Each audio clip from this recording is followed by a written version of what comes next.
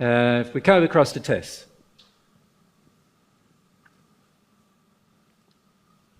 Tess.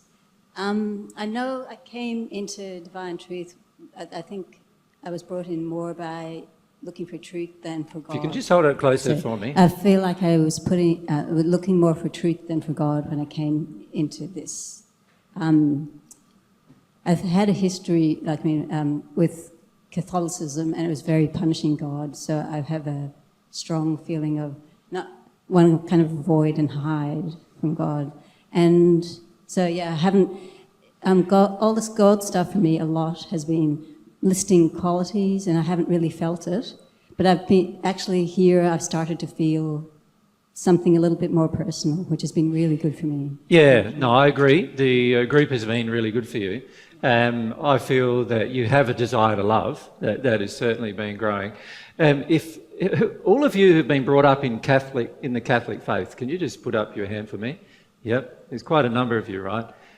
Many of you have some severe injuries with regard to God as a result of that faith. And my feelings are you're going to probably have to allow yourself to work through some of the anger that you feel, both with the faith itself, but also the anger that you felt projected at God as a result of what the faith taught you and how you were brought up in the faith. Does that make sense? Because at the moment, I feel for many of you, there is quite a lot of blockage towards actually engaging a loving God. There is a tendency for you to believe God's still punishing, and God's still, like the law of attraction's a punishing law, and, God's still a punishing God and those kind of things. And that causes you to not be open to actually what I would call a truth and love-based relationship with God. Does that make sense? So what I would suggest to those of you who've been brought up in that faith, and also other religious faiths, Christian religious faiths like that, is to work through your blockages with God as your highest priority. In other words, many of you have been doing all sorts of other things except working through your blockages with God. And my suggestion to you is work through your blockages with God first. Don't put that on the back burner, because everything else on the divine love path depends upon having a connection with God. So you really want to focus your attention on having a connection with God.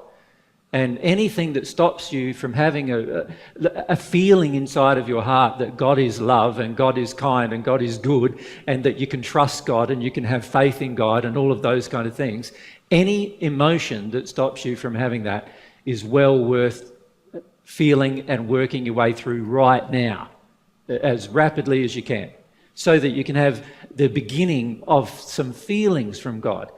While you believe a falsehood about God, it's going to be very, very difficult for you to progress. Does that make sense? Thanks. Yep. So Pam, next to you, that really applies to you. You know that applies to you. That's where the blockages are with God. Does that make sense? Same. So if you can take what I've just said to Tess as the same thing. The feeling I get from you guys, those of you who've been affected by that religious faith, is there is not a strong desire for God because you have some false beliefs that are still in your soul. You've tried to convince yourself that God's otherwise. You've tried to intellectually convince yourself using your willpower that God is a loving God and caring God and all of those things, but that's not really what you feel. What you feel is there's still this feeling that God's a punishing God, vindictive God, angry God, and those are the feelings that you really need to work through before you'll have a strong desire to develop a relationship with God. Does that make sense? Yeah, if you want to say some more, Tess? I don't even feel like I can feel my anger to God. It's more what you believe about God.